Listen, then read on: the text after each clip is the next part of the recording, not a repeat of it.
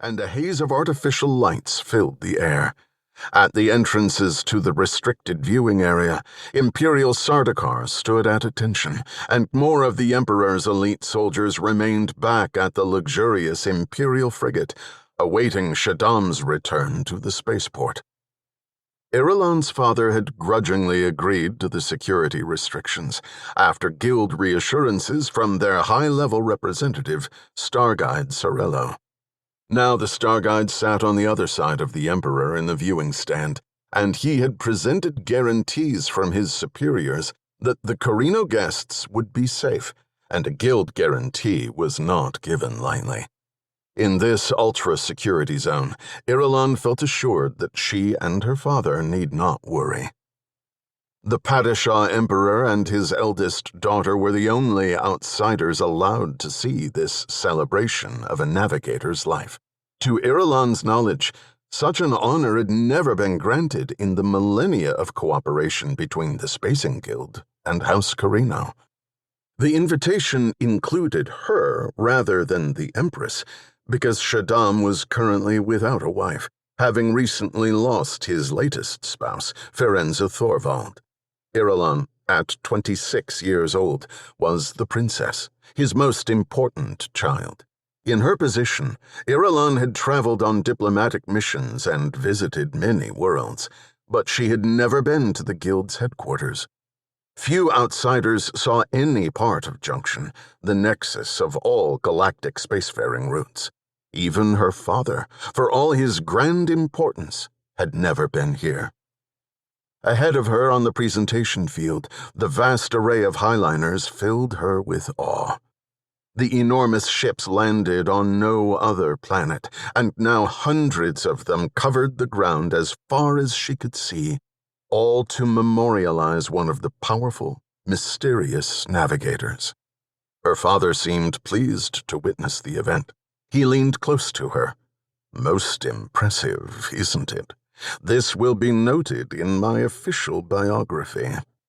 He kept his voice to a whisper out of respect, although even a shout would have been swallowed by the immensity. The handsome Starguide glanced at the visitors, noting the whispers, but his expression remained stony and unreadable. Sorello had a solid jaw and a thick head of dark wavy hair. His eyes were a startling deep black. A man of illustrious credentials and reputation, he reported directly to a small cadre of guild leadership. An hour ago, he had met Shaddam and Irulan at the Imperial frigate and escorted them here for the event. The ceremony unfolded, and the Imperial guests watched with rapt attention. Despite her Bene Gesserit upbringing and long years of practice maintaining a calm demeanor, the princess felt a rush of excitement just to be here. Thousands of uniformed guildsmen gathered in the foreground below, making little noise despite their large numbers. The guildsmen displayed a variety of body shapes, but they all wore similar gray uniforms. Many looked ordinary to Princess Irulan, but others had physical deformities, which gave them an alien air. Nearby, shielded and murky tanks held navigators, altered humans who guided the great highliners safely through fold space. Preparing for this event, Irulan had studied diligently, utilizing secure Imperial and Bene Gesserit documentation to learn what was known about navigators, despite the Spacing Guild's mystique. Each navigator had an enormously expanded consciousness and prescience, by which they chose safe pathways through space.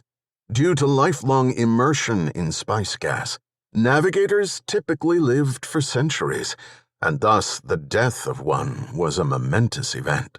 The name of this fallen navigator had not been revealed. Irulan wondered if the mutated humans even maintained their original names. In the wide assembly area below, the motley assortment of guildsmen encircled a clear plas globe mounted on a towering column. Sorello had explained to them in an awed whisper that the hypnotic orb contained the Oracle of Time, an entity said to be thousands of years old. Irulan found the globe compelling, magical.